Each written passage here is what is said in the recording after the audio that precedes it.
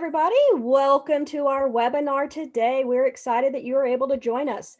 The webinar you are viewing today is Remote or In-Person Evaluate and Monitor Students' Development using the DP-4.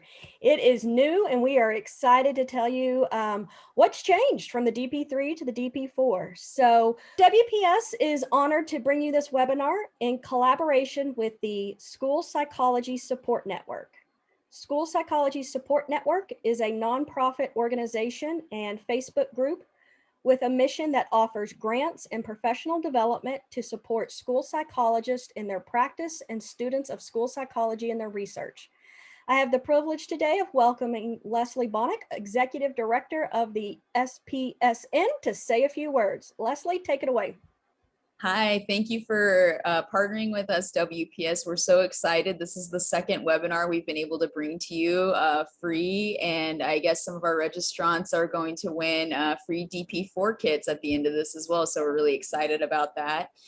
The School Psychology Support Network was started from the Said No School Psychologists Ever Facebook group. We just wanted to find a way to give back to school psychologists. So we were actually able to sponsor 4 people to go to the NASP conference, which was virtual this year, in addition to being able to partner with WPS on some of these free PD sessions. So we are in our infant stages. We just were granted our 501c3 status, which we're very excited about. So hopefully we can write some grants and continue to give back to the school psych community. So thank you again, WPS, for partnering with us on these professional development opportunities. And I'll hand it back over to you, Ashley. Thanks, Leslie. All right, let's get started. So as you know, WPS is a leading publisher of educational and psychological assessments related to all sorts of different areas. And it matches nicely today with talking about the Developmental Profile 4th edition that can cover several different disciplines using this product. So our presenter today is going to be Stephanie Roberts, a fellow assessment consultant at WPS. She's worked as a school psychologist for 17 years in Maryland, where she was active in national, state, and local associations. Stephanie has served as the Northeast delegate on the board of directors for the National Association of School Psychologists and as a board member of the Maryland School Psychologist Association. She was also appointed to the Governor's Commission on Special Education Access and Equity as an MSPA representative during the 2013-14 school year. So without further ado, Stephanie, take it away. Well, hello, everyone. I am so happy to be here today, and I have been watching the list of people in the chat and where you're from. I am glad that the School Psychology Support Network and WPS has teamed up. And I'm also happy to let you all know that we have additional professionals on this webinar as well, including social workers, speech language pathologists. So you are in the right place, even though we're talking about School Psychology Support Network. It is a partnership, but we have also opened this up to other professionals as well. So I'm excited to have you all here today. So as far as the objectives for today, I am going to help you identify new features of the Developmental Profile 4th edition. I'm going to help you understand the principles of use, the psychometric properties, administration procedure, scoring, and interpretation for the DP4. And also, you're going to be able to state the relevance of the DP4 for use in developmental assessment. Before I get started, I do want to give a warm welcome to Jerry Alpern, who is the author of the DP4. The DP4, Developmental Profile 4, got its beginnings in the late 1960s and was originally published as the Developmental Profile in the 70s.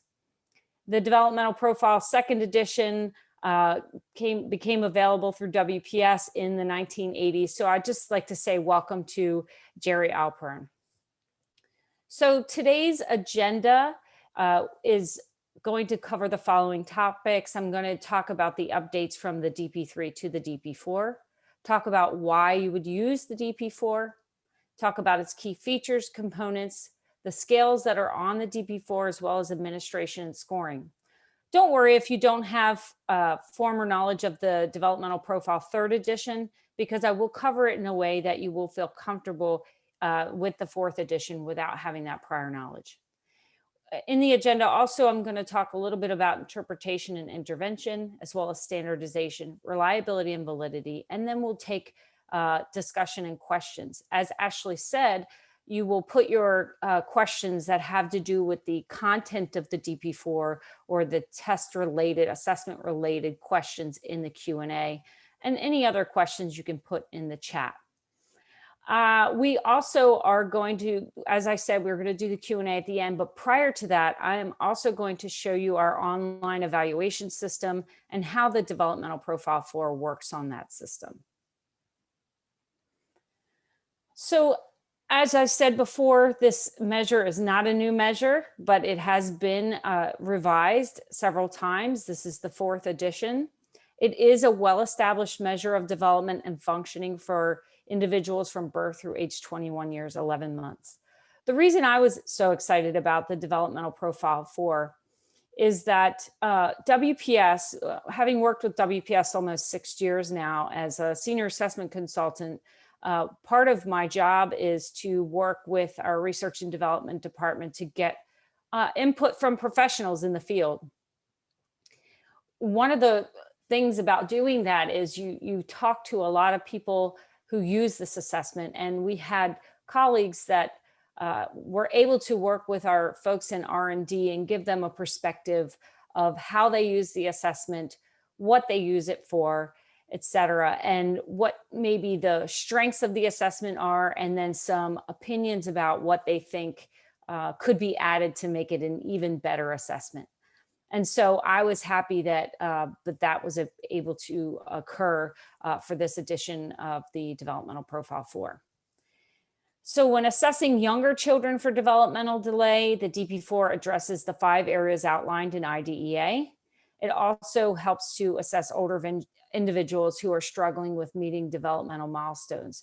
The age range has expanded. That is one of the changes. It's really a great thing, because as a school psychologist, when I was working in schools, one of the things that I would struggle with is evaluating individuals who had a lot of difficulty for a variety of reasons with performance-based assessments. And often I could not get standard scores to help decide where their strengths and weaknesses were. So this is an assessment just for that. So if you have older individuals who are still struggling to meet those developmental milestones, this one is a good assessment for you. Obviously, it's used in a variety of places where there are different professionals using this assessment. So again, I stress that if you are a speech language pathologist, school psychologist, clinical psychologist, educational diagnostician, all of you can use this assessment. And it's, like I said, in a variety of settings used by a variety of individuals, professionals. So what's new for the DP4? All right, so this assessment, obviously, we're going to retain the core elements, and then we add an updated nationally representative sample. We have clinical cases that include Spanish language forms. And when I say that, some of our Spanish language forms were used in the normative sample. So that's important. I know that some people provided some questions ahead of time, so I'm going to try to touch on some of those questions. While we don't have the Spanish, it was not normed on a Spanish population, there were some Spanish cases utilized in the sample.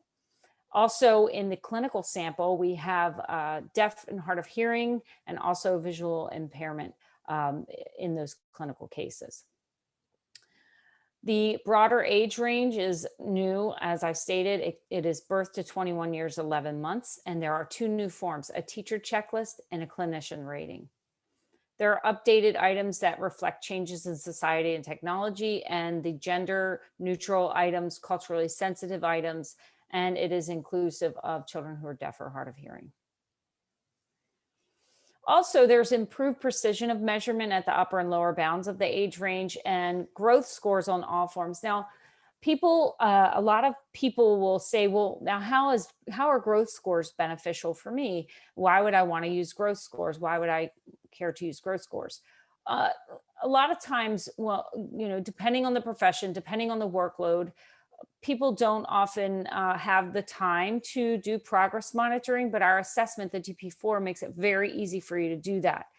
So when I'm going to turn the chat off because I'm getting distracted by the questions and I really want to answer them all, but I'm not going to do that. So, okay, so growth scores are not based on age, and they're based on the content of what the skills are being measured. So you can use the growth score for a child to see, or an older individual, if they're still working on developmental milestones, to see if they've made progress from time 1 to time 2. And I'll get into that a little bit more in just a bit, but there are growth scores on all forms. There is also a rater comparison scoring sheet and report. So the DP4 is a valuable instrument for any setting in which an efficient measure of areas of functional development is needed. Also, when you want to compare how the individual is functioning relative to their peers, and then also measure their progress using the growth scores. You can compare assessment results from multiple respondents, and you can use the results to identify skill deficits and possible interventions. For those who are working in schools or in professions where you do reports that go to schools, this assessment can be helpful for determining eligibility and or related services, but it also can help plan IEPs and IFSPs based on their strengths and deficits. It can also be used as a component in a periodic developmental program conducted by health professionals. And of course, this assessment is used in research when it's necessary to distinguish between typically developing and delayed children, or when a program evaluation is required. So the key features of the assessment are that it has multiple administration methods across multiple settings. So while the DP3 had a parent-caregiver interview and a parent-caregiver checklist, the DP4 has a parent-caregiver interview and checklist, and also a teacher checklist and a clinician rating form. That's very exciting for me, the clinician rating form, because sometimes you want to get an idea of, for example, like the CARS 2, the Childhood Autism Rating Scale. That is one where you will do the rating as the clinician, as the practitioner. We give that option for you as well in the DP4. So it's very powerful to be able to do that kind of rating. Now, the clinician form will give you growth scores. So when you give it the first time and then you compare it the second time, you'll see if significant growth has been made. There are 4 forms with separate norms. So even the parent checklist and the parent caregiver interview have different norms. The standard scores and growth scores are available, and the results will help plan intervention with item by item suggested intervention activities. Also, when you're doing the assessment and you see that there's an area, let's say three areas are strong, everything's good, 2 areas are weaker, you might want to do further assessment in those areas. You might not. It just depends on the area that's weaker and what the item analysis tells you. So it can lead to further assessment. For example, if the communication scale comes out really low, if you are not a speech language pathologist who is doing the DP4, you may consult a speech language pathologist and have them do further evaluation to separate out the expressive and receptive areas, or if they have speech issues as well. The progress monitoring using growth score is definitely a feature, and I've already touched on that. And then you can compare ratings across raters as well. The DP4 components that come with the assessment are the print and digital materials on the WPS Online Evaluation System. So you have the print, a traditional print kit, and then you have the online kit that comes with the same components. One is paper and one is online. It comes with a manual, and all 4 forms are written at the 5th grade reading level. So that's very important if you're working and you're utilizing the checklist, especially with the parent. you want to know what that reading level is and try to gauge what the reading level of the parent is and utilize it that way. Now, there is room for parents who are non-readers. If you do give the checklist, if you want to give the checklist, you can read those items, or you can just do the interview with that parent, which is recommended. All have Spanish versions with the exception of the clinician rating. There's the parent caregiver interview, the parent caregiver checklist, the teacher checklist, and the clinician rating form. So as far as the parent caregiver forms and the clinician form, they all three, the interview checklist and the clinician rating, have 190 items. The age range is birth to 21 years, 11 months on those forms. The teacher checklist, which is tricky because some people think teacher checklist, oh, it starts at age 5. That is not the case. It does have 180 items, and the age range begins at 2 years and ends at 21 years, 11 months. The items are the same across forms and with some minor wording changes, either saying the child versus your child, and then adjustments to fit the setting. Oh, if you want to, when you are giving the checklist to a teacher, you can say, you know, if this is an older individual, if it makes them feel more comfortable, they can use the name of the person if they're not considered a child anymore. If they're, let's say, 18 or 19, they can just think of it with the name of the individual in that place, in the place of the child. So the scales, this is a comprehensive assessment that quickly identifies developmental strengths and weaknesses in physical, adaptive behavior, social, emotional, cognitive, and communication areas.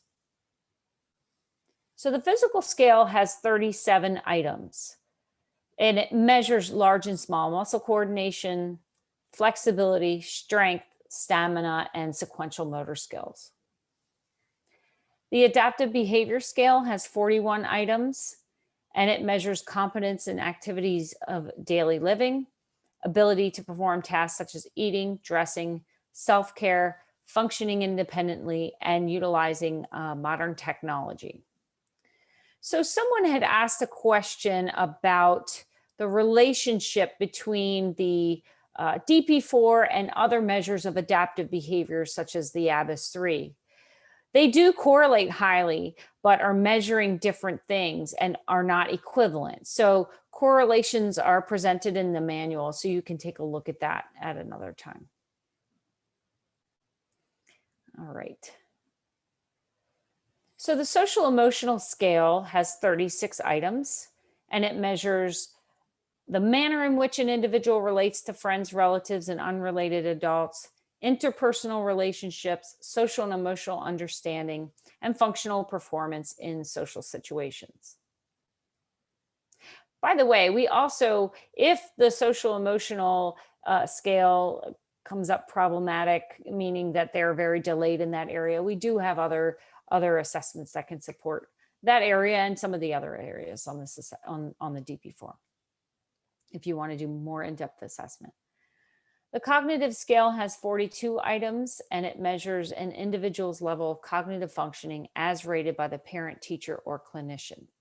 And at younger ages, it measures skills that are prerequisite to scholastic functioning in academic areas such as reading, writing, math, computer use, and logic.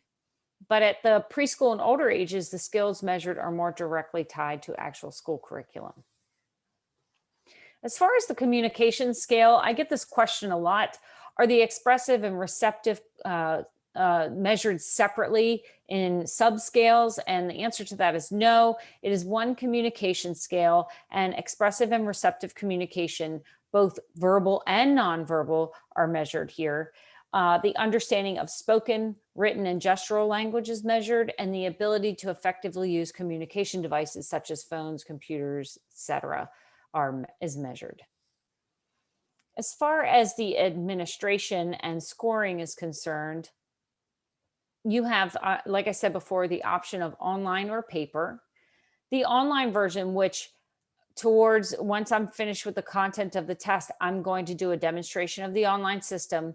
The online system allows email links to be sent to the rater with the exception, of course, of the parent caregiver interview, because that's an interview, so you won't want to send a link for that. Also, on our online system, you are able to print out a PDF. It's called a response sheet for a parent if you want to give the checklist for a parent who does not have internet access. Also, if you're doing the interview and you just want a paper interview response sheet in front of you while you're doing the interview, you can do that. You could also pull it up on your computer. Sometimes people feel that that's a less personal way to do an interview with a computer sitting in front of you, but it just depends on who is being interviewed, how you feel about it, etc. So both options are available to you to either print out that printable response sheet or to utilize the interview on your computer. So if you were a previous software user of the DP3, you can still use it the same way as the DP4. As the DP3, you can use the DP4 just by using those free downloadable response sheets and then going online to score the form. So here we go with administration and scoring. All of the checklists or both of the checklists and the clinician rating take about 15 to 20 minutes to complete. If you're doing an interview with the parent or caregiver, it takes about 20 to 40 minutes to complete with start and stop rules. So in the directions for the interview, if you're using the online or if you go into the manual for the paper form, it will tell you where to start. And you have a basal and a ceiling that you have to establish with 5 correct on the basal and 5 incorrect on the ceiling. Obviously, you're going to want to know those rules as well when you're doing the online, when you're inputting the online information. The online administration and scoring offers the following reports: a score report. I will show you all of these reports when we get into the online system. So it's a score report, a rater comparison report, a progress monitoring report, and an intervention tips report. The thing that I really love about the intervention tips is, and this is the same on the ABIS 3, is that you can personalize that intervention report. So when you go into the online system, you can go into intervention report, you can pick which rating form you want to do an intervention report for. So if that's the parent's rating or the teacher's rating, you can do an intervention report that's customized to them. So you can go in and you know, it's sometimes overwhelming if you are printing out or giving way too many interventions to that person. So if, let's say, the person that you were evaluating is pretty delayed, that's going to mean a lot of items were answered no, so that they could not do that item. So that means the intervention report is going to be pretty long. So what I would suggest is to maybe start off with one area like communication or, motor or something, stick to a small number of items, because if not, if somebody's overwhelmed, they're likely not to do any interventions at all. So I would start off small, show you how to do that, how to filter it. You can filter that report. You can handpick which interventions you want to give or show. And then the next time you come back to do a report for them, you can handpick other items, other interventions. People ask a lot also, can the scales be administered individually? Yes, they can. Scales can be administered individually, but you need to know that if you do not do all 5 scales, you will not get a general development score. And that's a comprehensive measure of development across all 5 scales. So the scoring options. Standard scores are available for all 5 scales and the general development score for the parent caregiver interview, the parent caregiver checklist, and the teacher checklist. There are no standard scores for the clinician rating. However, you will get growth scores on the clinician rating, which is important when you are, as a clinician, trying to progress monitor. Other scoring options include percentile ranks, descriptive ranges, age equivalents, and stay-nines. And I've already covered the fact that there are growth scores available in all 4 forms. So comparison across scales is available for the same administration, time for progress monitoring, and respondents for the rater comparisons. These are the descriptive ranges here. You have above 130 is well above average. You'll notice the average range is 85 to 115. I don't know, for those of you who are school psychologists, I don't know if you've read that article that appeared in the communique several months ago about publishers and practitioners who are trying to explain what average means to parents or school staff or individuals that they work with. And it's been hard on practitioners. So there's suggestions to try to come to an agreement as to what's average from a descriptive range. Well, for the DP4, 85 to 115 is average, above average 116 to 130, below average 70 to 84, and below 70 is delayed. However, I would caution, I always talk about this. Just because somebody's an 85, has an 85 score, doesn't mean everything's just okay for them. That doesn't mean they're not struggling with anything. So you have to use your clinical skills to determine through item analysis, et cetera, looking at each of the scales, where improvement is needed and what might be needed. And that's why the intervention report is there for you.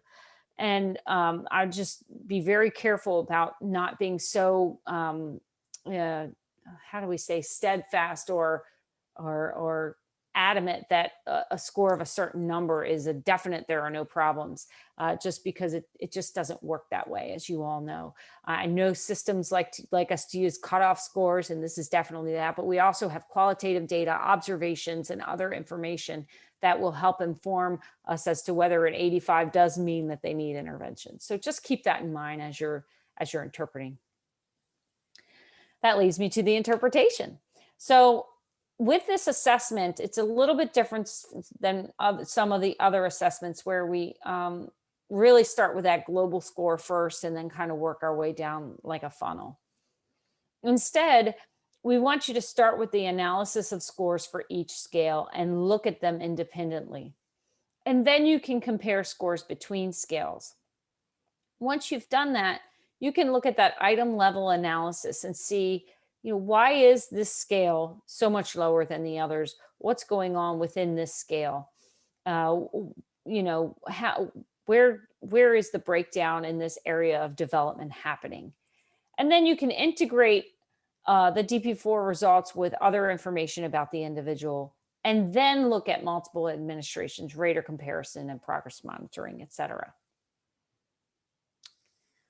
As far as the intervention is concerned, I talked about this before, that item level analysis serves as the basis of intervention to help the individual master the developmental milestones.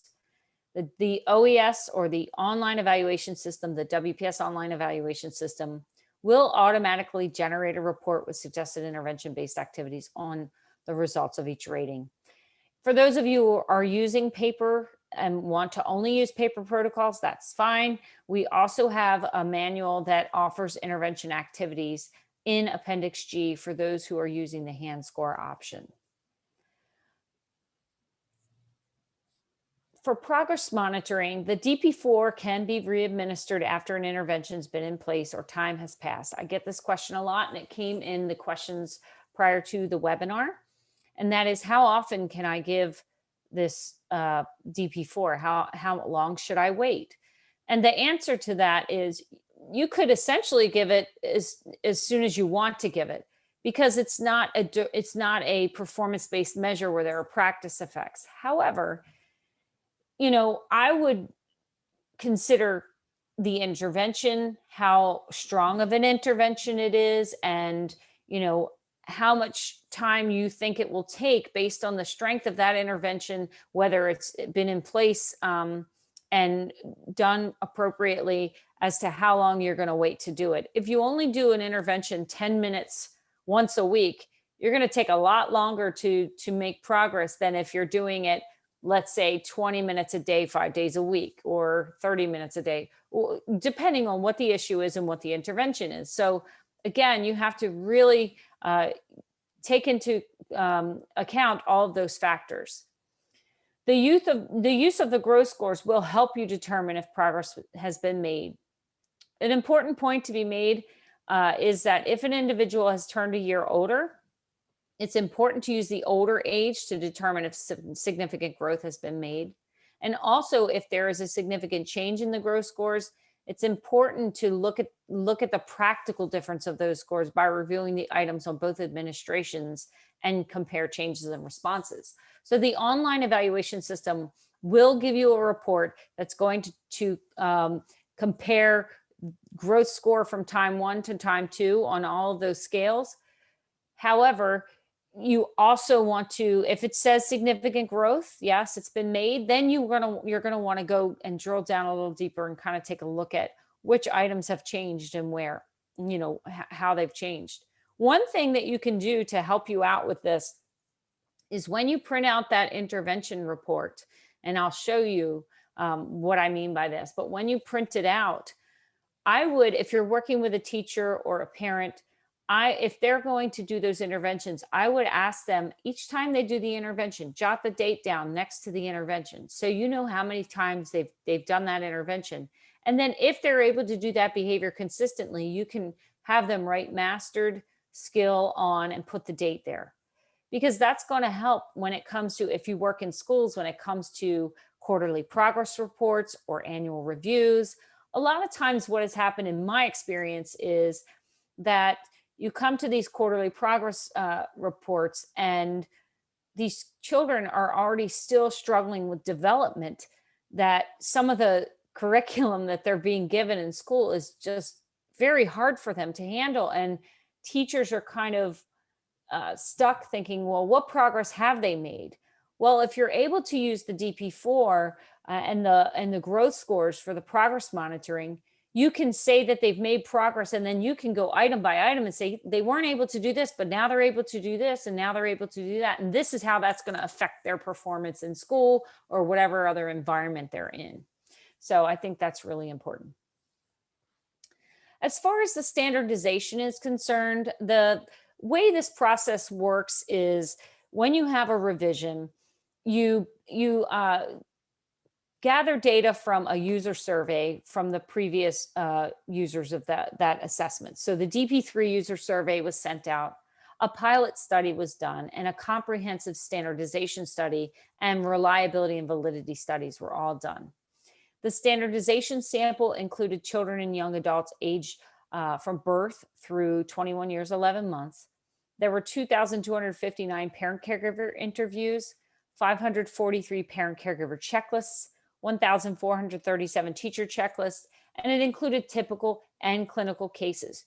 You won't see the clinician rating form on here because it doesn't have standard scores. Therefore, it was not in the standardization study. However, as I said before, they use that RASH method so that they can generate growth scores based on the content or the items in the assessment.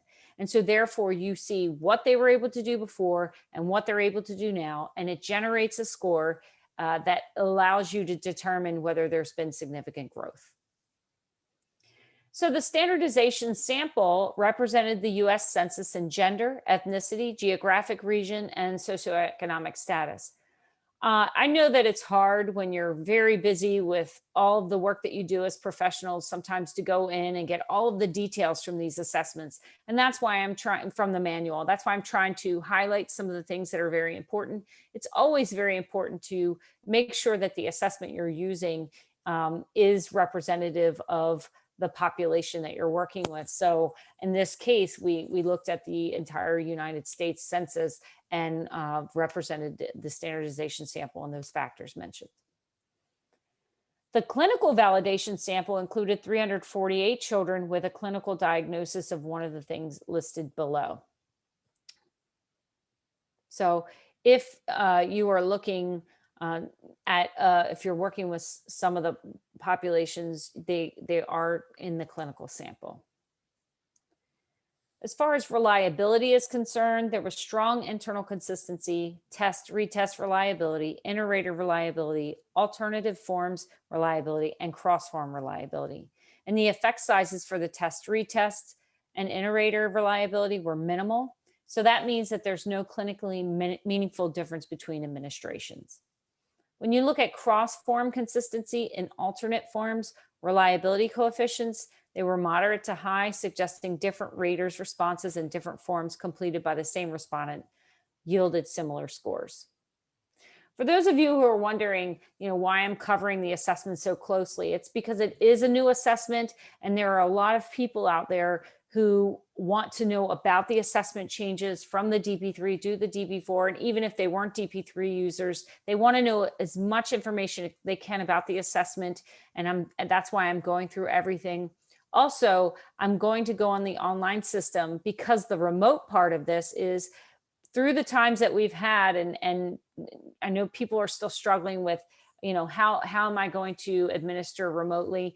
This assessment is going to allow you to do that successfully. So I'm going to go over that online system in just a minute. As far as reliability is concerned, the internal consistency coefficients you can see are very strong, and they vary based on the form, but they range anywhere between 0.7 and 0.98, with the 0.8 to 0.98 being on the interview form, and 0.8 to 0.97 on the clinician form, 0.76 to 0.96 on the checklist for the parent, and the teacher checklist is 0.7 to 0.96. As far as validity is concerned, across age groups, the DP4 scores followed the expected developmental increase seen in other measures of development. One thing I want to point out is in the manual, there is a section there where you can look up a skill and see at what point a certain percentage of the population, the standardization group, was able to pass that item or have that item be marked yes successfully. So there's more in that manual than people think. So make sure that you take time to look at that section as well.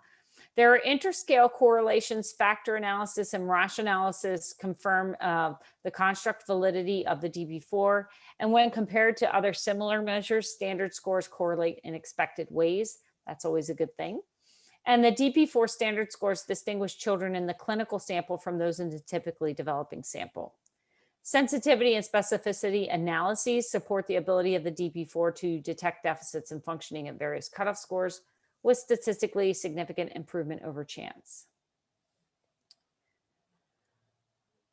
So we have a variety of resources through WPS. One is the WPS Online Evaluation System, which I'm going to go over. Another is video resources, which I encourage you to take a look at. The Content Hub, which is there for you. The websites are all there for you. We have a lot of content on there, and the WPS YouTube channel. If you haven't already, I would suggest that you go to YouTube and type in Western Psychological Services. So you can't just type in WPS, it'll come up as something else. But if you type in Western Psychological Services on the YouTube channel and you subscribe to it, then you will get access to all of these webinars and videos and resources. And I would encourage you to do that. We also have a WPS Telepractice 101 page with a lot of resources on it. So you should definitely check that out as well.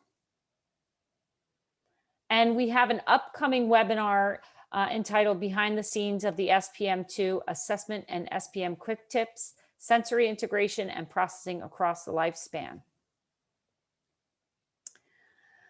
Also, we have, and my presentation's not over yet, it's just these slides have come up and I want to get into the WPS Online Evaluation System in just a moment. But we have 15% off those kits that are listed below, and it's promo code SEL21W at checkout if you're using online, or if you're wanting to get a quote or something like that, or if you have any remaining questions, you can email consult@wpspublish.com. These are the assessment consultants for the different areas. I am one of those assessment consultants, and this is who we are here.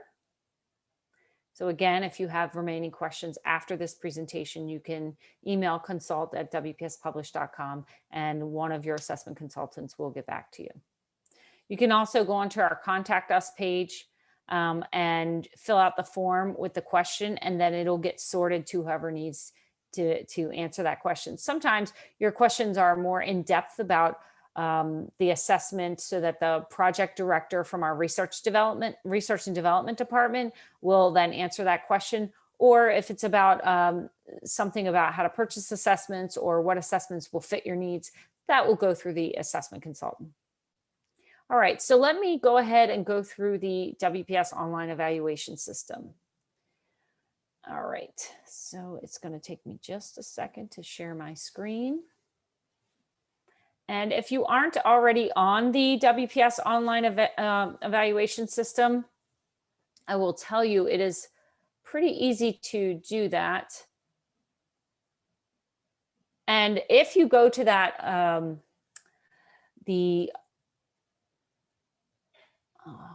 one second, let me move this down here. Okay, if you go to the YouTube page, like I told you, there is a video series that covers the entire online evaluation system. I'm not going to be able to do that today because it's too long, it's too short of a period of time to do that, but I will show you the ins and outs for the most part of how to use this system. You have an online evaluation system from start to finish video series that's about an hour long, but it's broken up into chapters. So if you want more information about the online evaluation system and whether it's right for your practice, your system, or your facility that you work in, just go on our YouTube page and check that out. So I'm not going to show you how to register or anything like that. I'm just going to log in. So the address to this web page is platform.wpspublish.com right there. Okay, so once you go there, you would log in. That is, by the way, one of the things that happens the most when people say my login's not working. It's because they're on the wrong website. So always check platform.wpspublish.com. So we can log in here. And there is a video right on that page that you can watch how it works. It's a very short video. It's only about 2 minutes or 3 minutes long. Okay, so when I log in, I'm automatically taken into the dashboard. Just so you know, these are all fake cases, and these are not cases that I've worked on or anything. They're all made up. So the dashboard is where you do all of your work. So this is where you do the evaluation part. The account section, most practitioners will only see this page of the account section. This is where you will change your username and password if you need to, etc. If you are an organization manager, someone who manages a bunch of people in an account, you will have all of these other links here. All right, so if I go back to the dashboard, again, this is your office space. The assessments section is what I would consider your filing cabinet within your office space. So this is where you'll get any paper items that you need. So this is also where you'll get the list of assessments that are available, and then those that we offer free scoring for. But if you go up here and you click that assessment section, you'll see a bookshelf with all of the assessments that we have available. I'm today going to show you the Dp4. So if I click on the Dp4, again, we're in the filing cabinet right now, the assessment section. This is where your manual will be and any documents that you need. So those rating forms that I told you are those response sheets that you're going to use with someone who doesn't have a computer if you're using the online system are available in the documents section. So all you have to do is click on that form and it will automatically pop up once you click on it. So this is what the parent caregiver interview form looks like. You'll notice at the end, there is no scoring summary sheet, because if you were to print this off for free, fill it out, and then score it, that would be copyright infringement. So you don't want to do that. What you want to do is fill it out, bring it back to the computer, and then enter the data online. And again, this is only for people who do not have computers. If you have someone that has a computer and you send a checklist out, you don't ever have to print anything out. But if you do an interview with a parent, you can do it either on your computer and enter the scores right away, or you can do it on this sheet of paper and then enter the scores later. So again, this is the interview form. I'm just going to kind of scroll through it so you can see it. This is what it looks like when you print it out, when it's already printed. If you order the paper forms, it looks exactly the same. So you can read the directions. And one important tip you might want to do is if you're sending the checklist to a parent, you can print out these directions, go over it with them when you have a meeting with them so that they understand. Again, this is the interview, so you don't want to go over the interview directions with them. You would go over the checklist directions, but so that they understand what they're doing when they receive the checklist, because that's going to make it a lot more successful for you and them, and the responses are going to be better. So you'll see that there are start and stop rules here. So you can see ages 0 to 1, start at item P1, ages 2 to 3, ages 4 to 5, etc. Okay, so that's the rating form. So they're all available here. One thing that you need to know is that we make every single form available. So what you want to do is make sure that you actually have that in your inventory to give, and you click license, the license tab, and it will say available right here. Okay. And it'll tell you how many. You see these unlimited features? If you don't see unlimited features here, it's either because you haven't purchased the kit that comes with the unlimited features, or they haven't been transferred for you from your organization manager. So make sure that they do that. I'll go back to the manuals tab just so that you can see that. The manuals tab, if you roll over the manual here and it's gray and it says you need a license, that's because you don't have the manual in your possession. So the manual works like a hot potato license. Only one person can hold it at a time. Okay, so if you have it in your possession, you can click it. It opens up in a new tab, just so you know.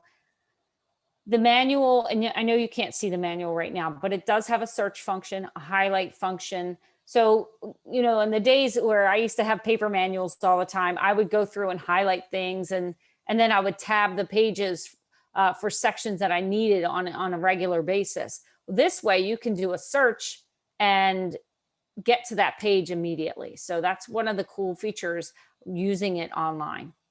You can also, if you are straining to see it because it looks far away, there's a double, if you click on it, the page, it will come in closer to, so you can see it. So let me go to the dashboard, because now I'm going to show you how easy it is to administer this assessment. So the first thing you'll want to do is create a new client, and you would put their name. Let's see. I already have a DP-4 in there, so I'm going to make it a second one just so you can see. The date of birth, you just need to put that in, and the year. And so this one is for a younger person, 4 years, 11 months. So if I click save, it was successfully created. Now, the next thing I'm going to do is, now I have my client in there, or student, or whatever you refer to your client as. We just call it client because we know we have a lot of different professionals that utilize these assessments. So I will click, there are no open administrations. Just so you know, this is an edit button. If you need to change the date of birth, please, please, please triple check the date of birth, because once you score a form, you can't go back and and change the date of birth without using up another scoring of a form. So if you need to edit it, you can do that. If you need to delete the client altogether, you can do that. If you want to download information on the client, you use that button. So I will go ahead and start an administration, and I will pick the appropriate assessment, which is the DP-4. You'll see on my bookshelf that it'll say the client is outside of the assessment's allowable age range. And I like that because I can't tell you how many times I would go get paper forms and I would pick up the wrong one and then have somebody score it or fill it out. And then I'd go to score it and say, oh no, it's the wrong age range. So this prevents you from doing that. So I'll click DP4 and you'll see a Forms tab and a Reports tab. This is the Forms tab. So this is where you would add a form. So you would select which form you want to give. I will pick a checklist. So this is where you come if you've already collected the data from the person that let's say the parent didn't have a computer and you gave them the paper response sheet. You bring it back here and you would click the in-person option. All right. So for this time, I'm going to pick email, and you'll see there I have 18 left. This is going to warn you how many are in, if you're on license pooling, how many your whole entire system or practice has left. If you see 1 there or 0, we're not going to hold you up from doing your work. You can still send the checklist out. However, you're going to want to get with your administrator immediately to order more so that you have them available when you're ready to score it. Because again, we don't charge you for a checklist until you score it. So that's why we allow you to send them out. They're out, they come back, they're sitting there, but you have to make sure you have scoring available so that you can score them. Also, when you send them out, you don't have to, if they're sitting out there and no one ever fills them out, you don't have to worry about it because you weren't charged for them and it did not come out of your inventory. So it can just sit in limbo and you can delete it if you want. So the administration date is there.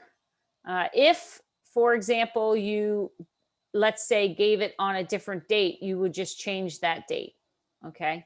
But it always puts today's date that you're sending it out, and that you can edit. So you would have a respondent's name. Whoops. There we go. And their email address. You would fill that out there. It will copy you, and then it'll have a subject there that you can edit that if you'd like, if you want it to be more personal for that parent or teacher. And then this is the text that comes already available. If you are utilizing the Spanish forms, it will be in Spanish. So you can say, hello, Mr. or Mrs. So-and-so. Thank you. I enjoyed meeting with you today.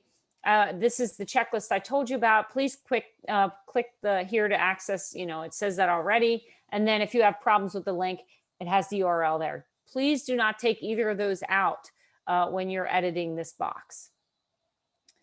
Expiration dates are available if you want to fill them out, but just know that if you do put an expiration date, they will not be able to access from that link after that expiration date.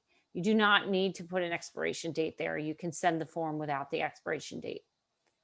I'm just going to show you what it looks like in person and click Start Form. Normally, if you're going to email it, you would just click email and have it sent, but I'm just going to show you what it looks like. So this is what the respondent is going to see once they open that link up. They're going to see the directions. It's going to say, read each question and answer. Yes, if it describes your child. No, if it does not. You are required to answer every item. Remember, this is not the interview. This is the parent caregiver checklist. Even if it asks about skills or behaviors typical of a much older or younger than your child. So you want them to answer it anyway. And then here are some scoring tips. So this will give them more information. So for example, if the child cannot speak but uses sign language, you must still respond no to questions about speaking words, even if your child can sign them, because they want to know about the speaking part. So that's important for parents to know that. All right. So then I would click next section after I understand the directions. A child's ID is not required. These are automatically pre-populated, and then they click next section. So they're going to put their name and whether they're the mother or the father. And then they would click next section. The name already appears there because you have already put it in the system. So then they will start putting their answers. They can either click the Y or the no all the way down.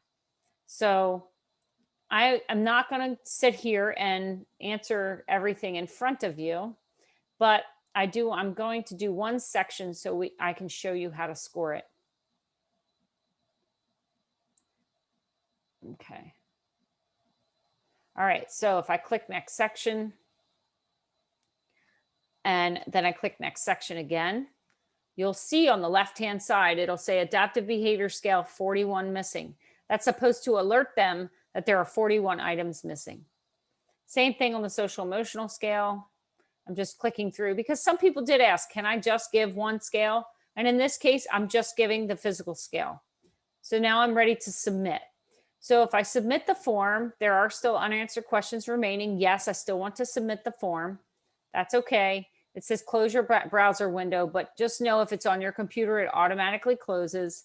And then don't worry about things disappearing from here because it stays open. So even if you open up something on your desktop for someone else to fill out, this will still be there. But just know that that window is still open. So if you don't want them having access to other people's records, please monitor that. Make sure that they don't. You'll see that here it says in progress. That means someone has opened the form and has began filling it out. Now, the reason it doesn't appear down in submitted forms is because I need to refresh my browser. So I'll go ahead and do that. So the browser has been refreshed. It says ready to score. Click to review and score. So up to this point, you have not paid for anything to use this. Okay. So it's there, it's sitting there. The thing you need to do is before you hit that score button is to review everything to make sure it's filled out properly. So you would click that button. You would put your name in here as the clinician. You would pick your confidence interval and whether your scale comparison is standard score or growth score. Just know that's only for the scale comparison. You will get both standard scores and growth scores on the parent caregiver checklist and the teacher checklist and the parent interview. You won't get both on the clinician, only get growth scores. But for the scale comparisons, when you compare those scales, you're going to want to do the standard scores for the most part. If you are trying to compare, so do the standard scores. All right, so all of these are missing. I know that they're missing. I only wanted the physical scale.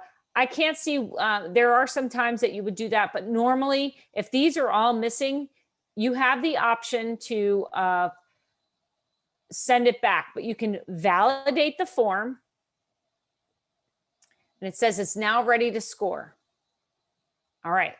However, I still have missing items. If I want to unlock it for the respondent, I click that button and then I choose whether they're going to be in person or by email, or I can edit it myself. And then I can call somebody on the phone or do a Zoom meeting or whatever I need to do so that they can give me the responses for the rest of these if I want the whole thing filled out. If I only want the physical scale, I can go ahead and score the form and say, yes, I'm sure.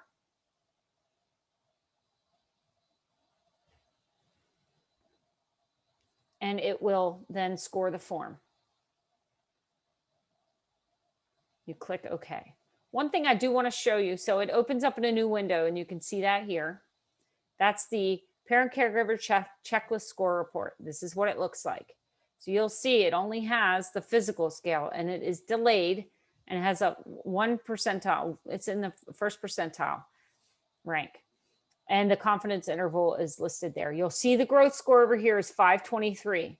The growth score is meaningless unless you have another growth score to compare it to. So time 1 and time 2. Again, because you're not comparing, the growth score does not compare them to someone else. It compares their own progress, their ability the first time to their ability the second time. So it gives an interpretive report. You'll see there, and then item analysis, and then it'll list some items in here as well. So that's the end of the report. Then it gives you the intervention activities. But like I said, this is gonna list interventions for every item. Then you have the summary of every item that was answered no.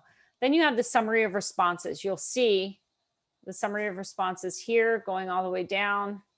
Yeah, Y equals yes, N equals no. And then this dot the dash that's in every other item means it was not answered. All right. So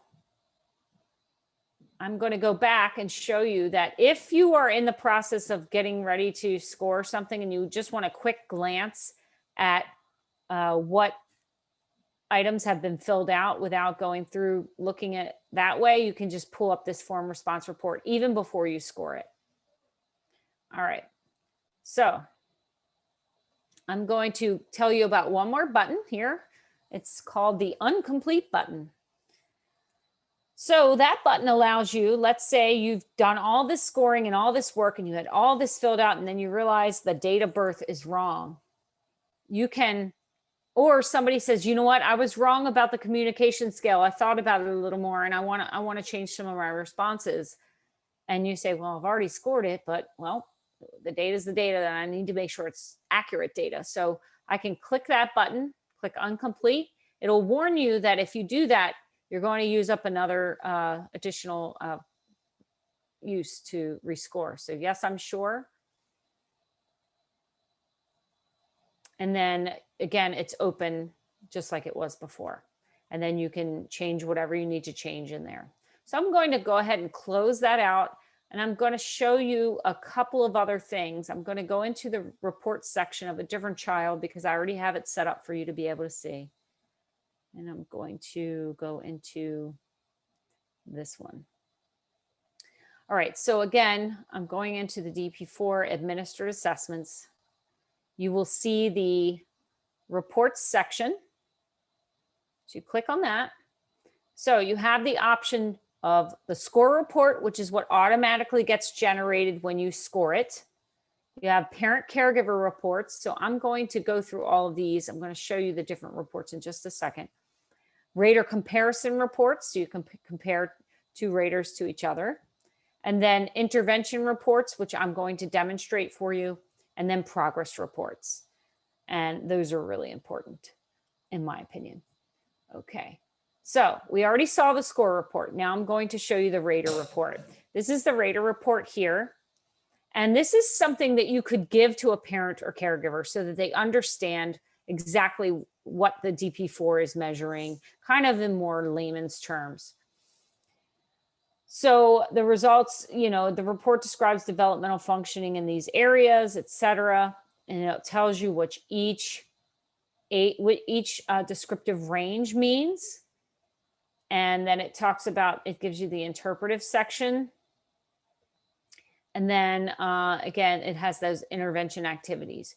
We put those on and it includes every intervention activity there. So again, then you have the comparison report. So this is Rater 1 and Rater 2, parent and teacher. So you'll see, you want to make sure that they're within the same time frame. You see, so you don't want to compare one rater in November to a rater in May. Just keep that in mind, not to do that. So you'll see it gives what percentage of the sample that this difference happens in. So if it's significant, it happened in, you know, more than 25% of the sample. That's not really, you know, clinically meaningful if that difference occurred in that big of a sample. If it occurs in 5 to 10% of the sample, you're going to want to take a look at that. Because it's a very small percentage of the sample. And again, that's the base rate. Okay, and then that's, I think, the same one there. Score report, score report. Okay, now here's a progress report, progress monitoring report. And this is, the father filled this out in November, and then we're measuring again in May. And you'll see that the physical scale adaptive behavior all the way across has the first administration date with the scores and the second administration date with the scores. If they could all work out like this, it would be wonderful if we all had this much progress going on. So, and here's the difference between the scores and if they made significant growth or not. And again, the advice is to make sure you go back to that item analysis and compare the items in those scales just to kind of see qualitatively how meaningful it is. And then this will be where if you had a second and third administration and comparing the second and third administration and the first and third administration. So those are those reports And now I'm going to show you how to generate an intervention report, because I think this is so important, and people can utilize this effectively if you take the time to do it. So let's say I'm going to do one for the teacher, because let's say the teacher wants to do some interventions. I could also do this for the parent, because they're always asking for interventions, but I'm going to show you the teacher one since we've been looking at some parent reports. So the teacher checklist, I'm choosing teacher checklist. You'll see at the top, it says filter by scale. Let's say I pick the communication scale, because, you know, we need to know how to communicate. And that's really important. And sometimes we're going to see behaviors from kids if they're not able to communicate effectively. So I'm going to pick all the items that were scored 0. I can go through here. You see how this bar got bigger on the side. I can go through here and hand pick those that I want the teacher to concentrate on, or I can select all. And then I'll click next. And I'm going to maybe put communication here. It automatically puts the date, so you don't have to put the date. And I'll click finish. And then once it's ready, the report will open up again in a new window, but your base window still stays the same. So you'll see it stays over here and a new window opens up.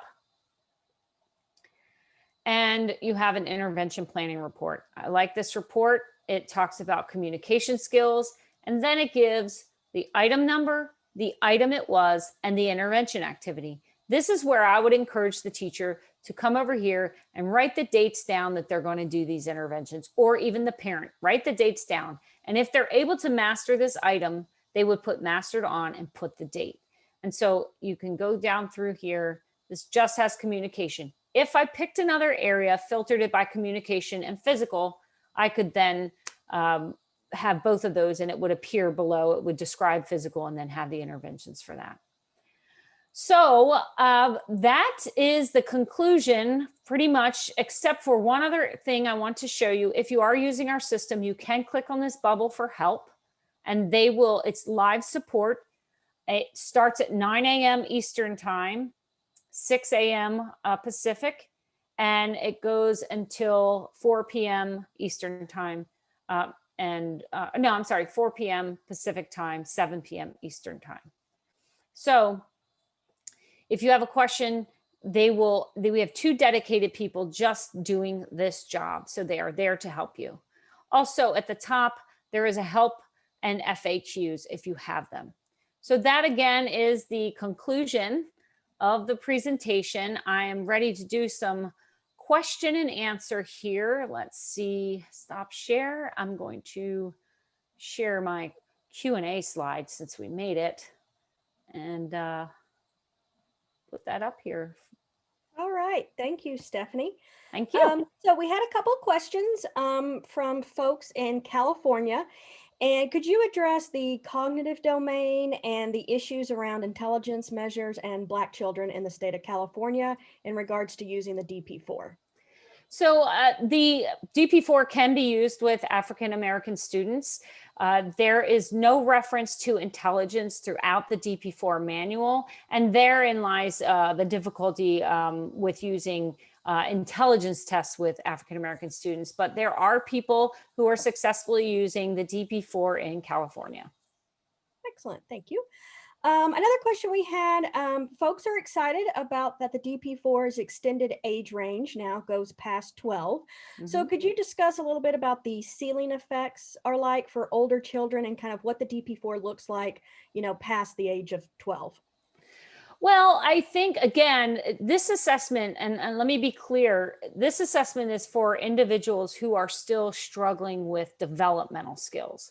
So if you have kids that are older and let's say are in late middle school or high school, you're going to want to use this assessment for those that are still struggling with those developmental skills, not for just general everyday assessment. So again, this is a developmental assessment.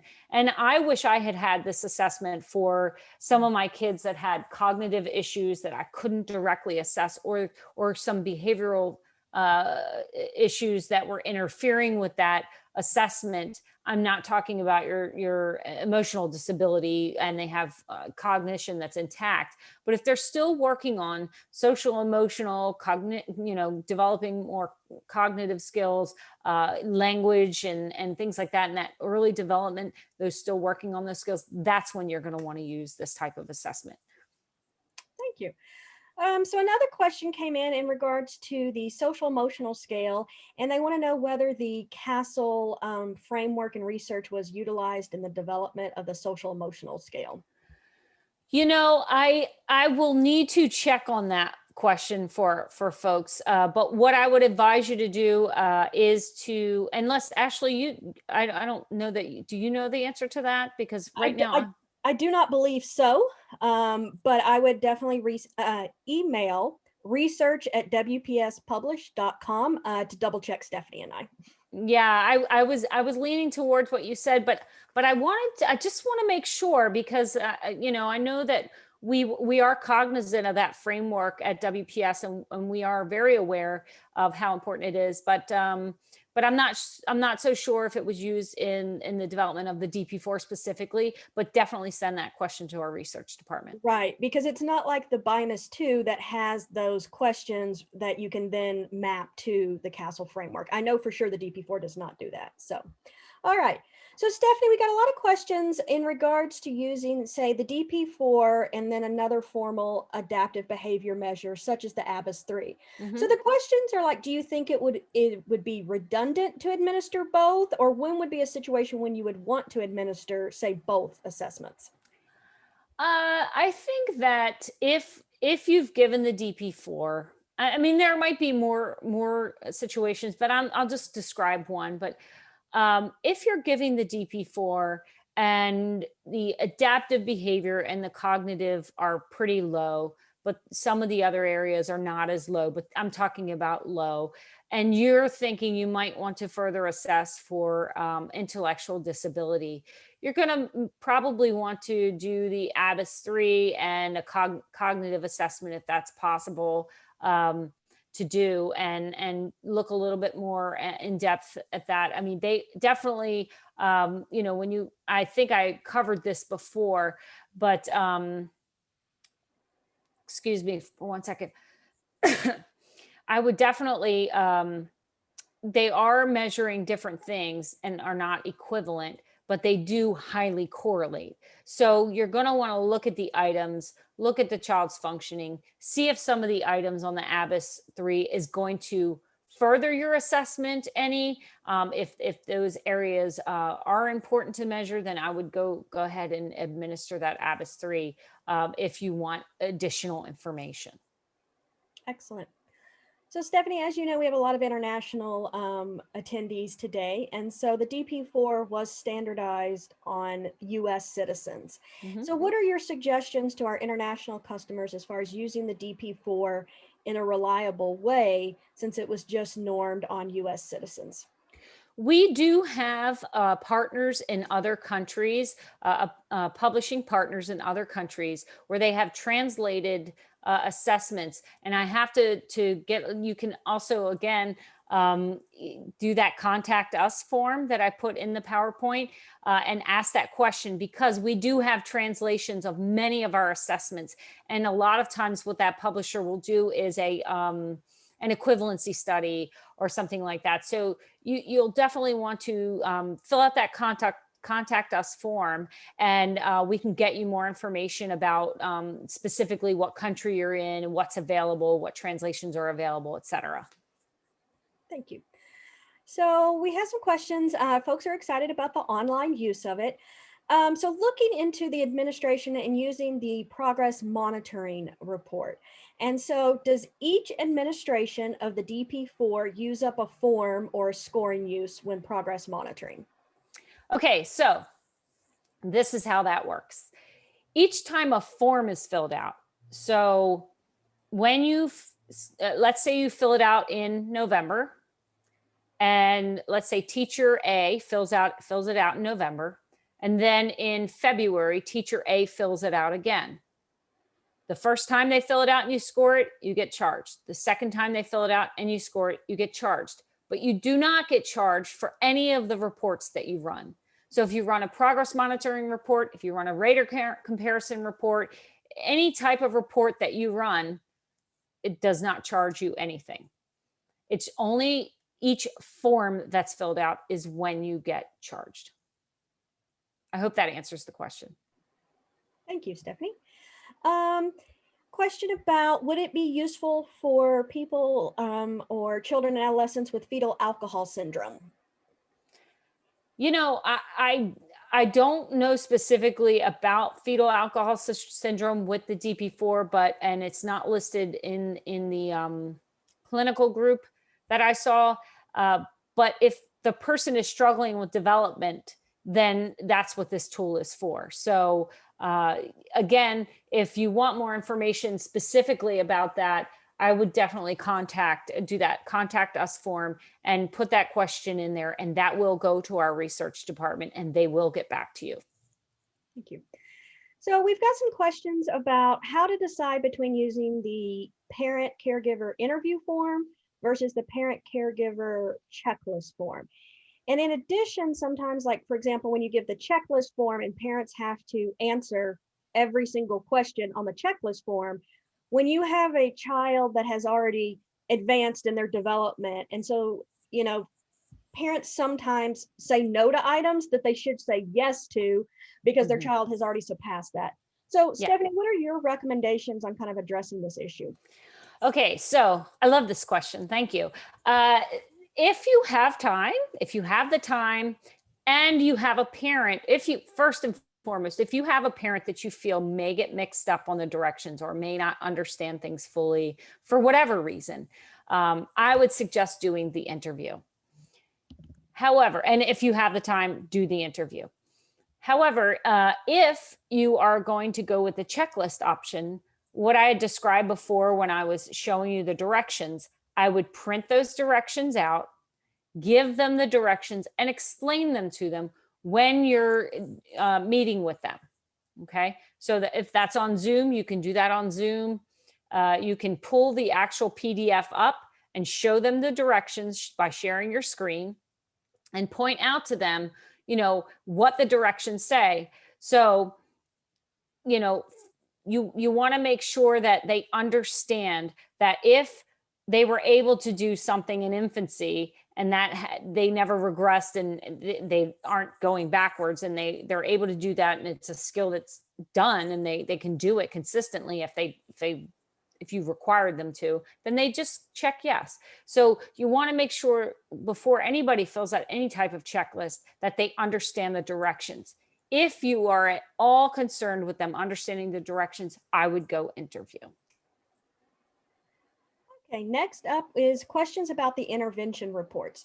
So Stephanie, could you explain a little bit more, you know, what comes with a kit versus what comes with purchasing just forms? And then how do I, you know, let's say my district or my clinic, you know, they told me they've purchased the DP4, but I'm not seeing the intervention reports tab that you clicked on. Could you talk us through a little bit about that and whether there's an extra charge for that, or how does that come about? Yes, people get confused with this, which is why our IT department, marketing department, and I got together to do that from start to finish video on the that's on our YouTube page. And so what happens is people think, oh, I'll just go and order forms. It's cheaper. I can just do that and get the forms, etc. But when you only order forms, you don't get all of the unlimited features. You don't get the manual. You don't get the unlimited features. And for me, when you're using a new assessment or assessment that you don't have a manual, you need access to a manual for interpretation reasons, knowing about clinical groups, etc., even if you're using the online system. So if you are getting a new assessment, one that you didn't have in paper, it's fine if you have it in paper already and you have a manual and etc. But if you want access to unlimited features like all of the reports I talked about, you have to order a kit. So if your organization manager says we have the kit and you don't have access to those things, you have to tell your organization manager that they have to transfer the unlimited features to you. So if they transfer the unlimited features. By the way, it only takes a couple clicks of a button to do that. It's not hard. If they transfer the unlimited features to you, then you will be able to print off as many reports as you like, but you have to buy a kit. So that's what I would suggest. If you are new to our system, buy a kit. You're going to get the manual, you're going to get the unlimited report features, and for the DP4, you're going to get 25 of each of the forms. Then what you do after you get that kit, if you've run out of forms, then you just replenish with more forms. That's how it works. Perfect. Okay, Stephanie, could you talk a little bit more about the comparison reports and the ability to compare parent versus teacher versus clinician and the utility of using that feature? Okay, so with the rater comparison report, you're going to be able to compare two individuals at a time. And when you're comparing parent and teacher, you're going to be able to compare those standard scores. Just keep in mind, the only comparison you can do with the clinician rating is through the growth scores. And it will still tell you whether it's a significant difference or not. I like to see those rater comparisons because if there are differences in environments, so you have to keep in mind, a lot of people get hung up on, oh my goodness, the scores are so different from one place to another. The child can actually do these things here, but not there. Why is the parent saying they can't do them? Or why are they saying they can do them, but they can't do them here? That should actually open up a lot of questions for you. So the question is the environment that they're in school more structured and therefore they're able to do these behaviors, or vice versa? Is it more structured at home, or is the parent actually helping them do the behavior? And so these are all follow-up questions that you might have. When you do that rater comparison, you can really tell. Also, you know, are they reinforced for that behavior at school, so therefore the behavior is likely to occur more than it is at home, et cetera? There's just so many reasons why those could be different. So if you find that difference, then you want to start asking those questions. And if the behavior occurs more at school than at home, then you might want to give the parent some tips on how to get that behavior to occur at home, and vice versa. If the parent's able to see that behavior at home, maybe they can give some tips for school staff as to how they get that behavior to occur in that environment. All right, so we've also had a lot of questions about using the DP4 when evaluating low incidence disabilities. So can you speak to how to look at DP4 data and other data when qualifying a student as a student with an intellectual disability? Okay, well, are you talking about intellectual disability, or are you talking about developmental delay? Intellectual disability was the question. Intellectual disability. Well, it's this question, it varies as to where you work and what the criteria are. Every state is different. If you're international, I don't know, the rules there. So again, you're going to want to, take a look at are you supposed to be 1 standard deviation, 2 standard deviation below the mean? Are you, again, the rules are applicable per state, and is it in a school that you're looking at intellectual disability? Is that what we're talking about? Or are we talking about private practice? Are you using a DSM? Are you using the ICD-10? Are you using special education law? And then within each state, this varies so much as to what criteria you have to use, and it's such a specific question that I can't really give an answer to that. Again, you have to look at your regulations and look at the adaptive behavior and the cognition. And to be honest, if you're going with, if it's a student that you can't do any further assessment on, I get it. You would definitely not want to only use just the DP4 to make that decision. You obviously want to collect some other data. You never use one test as a standalone decision maker for any disability, I would hope. But you can use it as part of the package. I know that I don't mean it to be a cop out there, but there's so many different details that I can't speak to each state and what's required. Excellent.